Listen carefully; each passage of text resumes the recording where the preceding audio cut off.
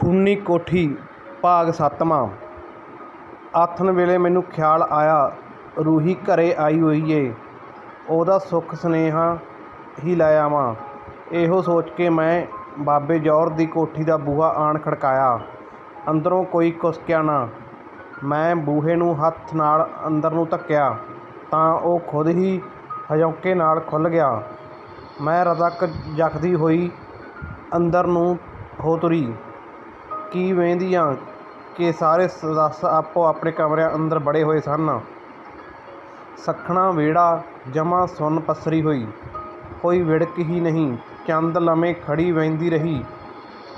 ਫਿਰ ਵਾਪਸ ਪਰਤਣ ਹੀ ਲੱਗੀ ਸੀ ਕਿ ਫਤਿਹ ਬੌਂਦਲਿਆ ਹੋਇਆ ਚਵਾਰੇ ਤੋਂ ਹੇਠਾਂ ਆਉਂਦਾ ਵਿਖਾਈ ਦਿੱਤਾ। ਤੁਰਿਆ ਵੀ ਚੰਗੀ ਤਰ੍ਹਾਂ ਨਹੀਂ ਸੀ ਜਾ ਰਿਹਾ। ਲੜਖੜਾਉਂਦਾ ਹੋਇਆ ਮਸਾਂ ਬਰਾਮਦੇ ਤਾਈਂ ਪਹੁੰਚਿਆ। ਅੱਖਾਂ ਭੁੱਖੇ ਦਰਿੰਦੇ ਵਾਂਗਰ ਲਾਲ ਹੋ ਰਹੀਆਂ ਸਨ। ਇੰਨੇ ਨੂੰ ਇੱਧਰ ਉੱਧਰ ਨੱਸਦਾ ਠੇਡਾ ਖਾ ਕੇ ਡਿੱਗ ਪਿਆ ਅਤੇ ਮੱਥਾ ਕੰਧ ਵਿੱਚ ਜਾ ਵੱਜਿਆ। ਮੈਂ ਨੱਸ ਕੇ ਉਹਦੇ ਲਾਗੇ ਗਈ। ਇੰਨੇ ਨੂੰ ਉਹਦੀ ਭਾਬੀ ਦਿਆਲੋ ਵੀ ਆ ਗਈ। ਆਪਾਂ ਮਦਦ ਲਈ ਜਿਉਂ ਹੀ ਨਜ਼ਦੀਕ ਨੂੰ ਹੋਈਆਂ, ਫਤਿਹ ਤੀਬਰ ਸੁਰਾਂ ਵਿੱਚ, ਠਹਿਰ ਜਾਓ, ਠਹਿਰੋ, ਠਹਿਰੋ, ਮੇਰੇ ਨਿਕਟ ਨਾ ਆਇਓ, ਨਾ ਆਇਓ। ਬੋਲਦਾ ਮੈਂ ਨਾ ਆਇਓ। ਉਹ ਕੰਬਦਾ ਅਤੇ ਤੜਫਦਾ ਰਿਹਾ, ਪਰ ਕਿਸੇ ਨੂੰ ਲਾਗੇ ਨਾ ਲੱਗਣ ਦਿੱਤਾ। ਲਹੂ ਨਾਲ ਲੀੜੇ 'ਤੇ ਹੱਥ ਲਾਲ ਹੋ ਗਏ, ਪਰ ਉਹਦੀ ਸੁਰਤ ਨਿਰੀ ਨਸ਼ੇ ਵਿੱਚ ਸੀ। ਦਰਅਸਲ ਉਹ ਚਵਾਰੇ ਤੋਂ ਨਸ਼ਾ ਤਲਾਸ਼ ਕਰਦਾ ਹੀ ਹੇਠਾਂ ਆਇਆ ਸੀ। ਮੈਂ ਸਹਿਜੇ ਜਿਹੇ ਉਹਨੂੰ ਸੰਭਾਲਣ ਲਈ ਅੱਗੇ ਨੂੰ ਹੋਈ ਤਾਂ ਉਹਨੇ ਫੌਰਨ ਨਿਕਟ ਪਿਆ ਪੱਥਰ ਦਾ ਫੁੱਲਦਾਨ ਚੱਕ ਲਿਆ ਅਤੇ ਬੇਲਿਹਾਜ਼ਾ ਹੋਇਆ, ਸੁਣਿਆ ਨਹੀਂ, ਠਹਿਰ ਜਾਓ, ਮੈਂ ਮਾਰ ਦੇਣੇ ਨੇ, ਠਹਿਰੋ, ਦੱਸ ਦੇਵੋ ਕਿੱਥੇ ਰੱਖੇ ਨੇ, ਦੱਸਦੇ ਕਿਉਂ ਨਹੀਂ, ਦੱਸਦੇ ਕਿਉਂ ਨਹੀਂ। ਲਹਿਜੇ ਵਿੱਚ ਪੀੜ ਅਤੇ ਤੜਫ ਤਾਂ ਅਵੱਲੀ ਹੀ ਸੀ। ਇੰਨਾ ਕਹਿੰਦਿਆਂ ਫੁੱਲਦਾਨ ਮੇਰੇ ਵੱਲ ਵਗਾਹ ਮਾਰਿਆ।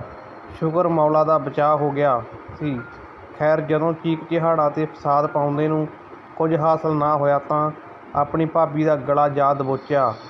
ਮੈਨੂੰ ਮਾਲੂਮਾਤ ਇਹਨੇ ਹੀ ਕਿਧਰੇ ਛੁਪਾਏ ਨੇ, ਦੱਸਦੇ ਕਿੱਥੇ ਆ, ਦੱਸਦੇ ਮੈਨੂੰ।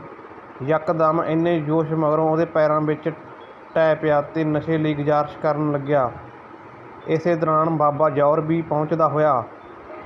ਅਸੀਂ ਮਸਾਂ ਦਿਆਲੋ ਨੂੰ ਉਹਦੇ ਹੱਥੋਂ ਬਚਾਇਆ।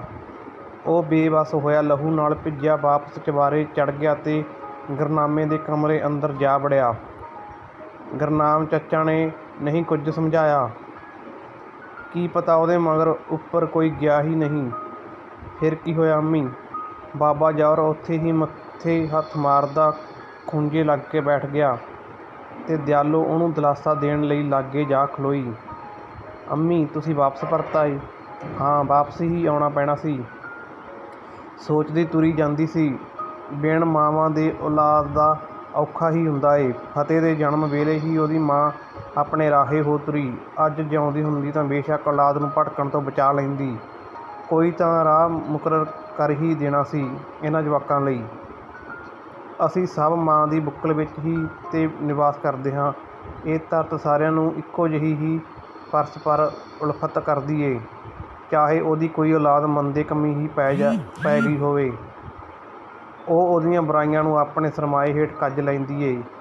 ਜਿਉਂਦੇ ਹੋਏ ਤਾਂ ਇਹ ਧਰਤ ਸਾਡੀ ਰਖਵਾਲੀ ਕਰਦੀ ਹੀ ਏ, ਪਰ ਜਦੋਂ ਸਾਡੇ ਗੁਨਾਹਾਂ ਦੀ ਤਸਦੀਕ ਹੋਣ ਉਪਰੰਤ ਮੌਲਾ ਵੱਲੋਂ ਸਜ਼ਾ-ਏ-ਮੌਤ ਮੁਕਰਰ ਕਰ ਦਿੱਤੀ ਜਾਂਦੀ ਏ, ਇਹ ਮਾਂ ਉਦੋਂ ਵੀ ਸਾਨੂੰ ਆਪਣੀ ਗੋਦ ਵਿੱਚ ਹੀ ਜਗ੍ਹਾ ਬਣਵਾ ਦਿੰਦੀ ਏ। ਸਾਹਾਂ ਨਾਲ ਹੀ ਨਹੀਂ, ਬਿਨਾਂ ਸਾਹਾਂ ਤੋਂ ਸਾਡੇ ਸਰੀਰਾਂ ਨੂੰ ਵੀ ਇਹ ਪਾਲਦੀ ਏ। ਇਹ ਜਹਾਨ ਇੰਨਾ ਬੇਗੈਰਤ ਏ ਕਿ ਹੱਸਦੀਆਂ ਰੂਹਾਂ ਦੇ ਹਾਸਿਆਂ ਦਾ ਹੀ ਕਫ਼ਨ ਤਿਆਰ ਕਰ ਦਿੰਦਾ ਏ ਅਤੇ ਮਾਂ ਮੌਤ ਮਗਰੋਂ ਵੀ ਸਾਡੇ ਜਿਸਮਾਂ ਨੂੰ ਆਪਣੇ ਅੰਦਰ ਮੁਕੰਮਲ ਹਿਫਾਜ਼ਤ ਅਦਾ ਕਰਦੀ ਏ। ਇਸ ਤੋਂ ਪਹਿਲਾਂ ਕਿ ਹੰਝੂਆਂ ਦੀ ਮਟਕੀ ਫੁੱਟਦੀ, ਰੂਹੀ ਨਫੀਸਾਂ ਦੀ ਬੁੱਕਲ ਮੱਲ ਲੈਂਦੀ ਏ। ਨੂਰੀ ਨਫੀਸਾਂ ਦਾ ਧਿਆਨ ਹੋਰ ਪਾਸੇ ਪਾਉਂਦੀ ਹੋਈ, ਅੱਛਾ ਅੰਮੀ, ਤੁਸੀਂ ਉੱਥੋਂ ਚੁੱਪ-ਚਾਪ ਵਾਪਸ ਆ ਗਏ। ਬਾਬੇ ਜੌਹਰ ਹਰੀ ਕੁਝ ਨਹੀਂ ਬੋਲੇ? ਨਾ, ਕੀ ਬੋਲਣਾ ਸੀ। ਉਂਝ ਵੀ ਨਸਾਂ ਬਾਹਰ ਆਉਣ ਲੱਗ ਗਈਆਂ ਸਨ ਉਹਦੀਆਂ। ਤਕਲੀਫ ਤਾਂ ਲਾਜ਼ਮੀ ਹੀ ਸੀ। ਮੇਰੇ ਤੋਂ ਇਹ ਦੇਖਿਆ ਨਹੀਂ ਸੀ ਜਾ ਰਿਹਾ। ਫਿਰ ਮੈਂ ਮੁੜਨਾ ਹੀ ਬਿਹਤਰ ਸਮਝਿਆ। ਇੰਨੀ ਤਸ਼ੱਦਦ ਤੋਂ ਮਗਰੋਂ ਮੈਂ ਰੂਹੀ ਨਾਲ ਬਿਨ ਮੁਲਾਕਾਤ ਤੋਂ ਹੀ ਘਰ ਪਰਤ ਆਈ। ਉਂਝ ਇਹ ਵੀ ਇਲਮ ਨਹੀਂ ਸੀ ਚੰਦਰੀ ਸਵੇਰੇ ਕੀ ਪਾਣਾ ਵਰਤਾਏਗੀ। ਕੀ ਹੋ ਗਿਆ ਸੀ ਅੰਮੀ? ਚੜ੍ਹਦੀ ਸਵੇਰ ਗੁਰੂ ਘਰ ਸਪੀਕਰ ਨਾ ਲੱਗਿਆ, ਬੜੀ ਹੈਰਾਨੀ ਵਾਲੀ ਗੱਲ ਸੀ। ਮੈਂ ਉੱਠ ਕੇ ਵਿਹੜੇ ਵੱਲ ਨੂੰ ਹੋਈ ਤਾਂ ਕਿਸੇ ਦੇ ਰੋਣ ਤੇ ਵਿਰਲਾਪ ਕਰਨ ਦੇ ਸੁਰ ਕੰਨੀ ਪਏ। ਮੈਂ ਹੈਰਾਨ ਹੋਈ, ਹੋਰ ਗਾਂਹ ਨੂੰ ਹੋਈ ਤੇ ਅਹਿਸਾਸ ਹੋਇਆ ਇਹ ਵੈਣ ਨੰਬਰਦਾਰਾਂ ਦੀ ਕੋਠੀ ਅੰਦਰੋਂ ਹੀ ਆ ਰਹੇ ਸਨ। ਮੈਂ ਨੱਸਦੀ ਹੋਈ ਕੋਠੀ ਜਾ ਪੁੱਜੀ। ਫੇਰ ਅੰਮੀ? ਜੋ ਦੇਖਿਆ ਉਸ ਦੀ ਤਕਲੀਫ ਅਵੱਲੀ ਸੀ। ਅੰਮੀ ਕੀ ਹੋਇਆ ਸੀ? ਜਵਾਨ ਮੌਤ ਦੇ ਦਰਦ ਨੇ ਕੋਠੀ ਨੂੰ ਵੀ ਦਰਾੜਾਂ ਪਾ ਦਿੱਤੀਆਂ ਸਨ। ਸਹਿਮੀ ਹੋਈ ਨੂਰੀ। ਕਿਹਦੀ ਮੌਤ ਅੰਮੀ? ਬੇਹਿਸਾਬ ਦਰਦ ਨਾਲ ਗਿੱਲੀ ਮਿੱਟੀ ਵਾਂਗ ਪਾਣੀ ਨਾਲ ਗੱਚ ਹੋਈ ਨਫੀਸਾ। ਫਤਿਹ ਦੀ। ਮਾਲੂਮ ਹੁੰਦਾ ਤੇ ਮੈਂ ਉਸ ਦਿਨ ਘਰ ਨਾ ਜਾਂਦੀ। ਹੋਇਆ ਕੀ ਸੀ ਅੰਮੀ? ਇਹ ਕਿਵੇਂ ਹੋ ਗਿਆ ਸੀ? ਸੁਣਿਆ ਕਿ ਨਸ਼ੇ ਦੀ ਹੱਦੋਂ ਵੱਧ ਤੋੜ ਲੱਗੀ ਹੋਈ ਸੀ। ਉਸ ਰਾਤ ਉਹਨੂੰ ਤਾਂਹੀਓ ਮੌਤ ਦਾ ਬੁਲਾਵਾ ਆ ਗਿਆ। ਉਸ ਦਿਨ ਗੁਰਨਾਮ ਦੇ ਕਮਰੇ ਵਿੱਚ ਕੁਝ ਬਹਿਸ ਹੋਈ ਤੇ ਉਸ ਮਗਰੋਂ ਆਪਣੇ ਕਮਰੇ ਵਿੱਚ ਹੀ ਬੈਠਾ ਟੀਕੇ ਲਗਾਉਂਦਾ ਰਿਹਾ। ਸਵੇਰੇ ਬੂਹਾ ਤੋੜ ਜਦੋਂ ਘਰ ਵਾਲੇ ਅੰਦਰ ਦਾਖਲ ਹੋਏ ਤਾਂ ਫਤਿਹ ਮੌਤ ਦੇ ਆਖਰੀ ਸਾਹਾਂ ਵਿੱਚ ਸੀ ਤੇ ਇੱਕ ਹੀ ਗੱਲ ਦੁਹਰਾ ਰਿਹਾ ਸੀ, ਉਹਨੇ ਮਾਰ ਦੇਣਾ ਮੈਨੂੰ ਬਚਾ ਲਓ। ਇਹੀ ਬੁੜਬੜਾਉਂਦੇ ਹੋਏ ਹੋਸ਼ ਮੁੱਕ ਗਈ ਉਹਦੀ। ਉਹ ਕਿਸ ਦੀ ਗੱਲ ਕਰ ਰਿਹਾ ਸੀ ਅੰਮੀ? ਨਹੀਂ ਪਤਾ ਨੂਰੀ, ਮੈਨੂੰ ਨਹੀਂ ਪਤਾ।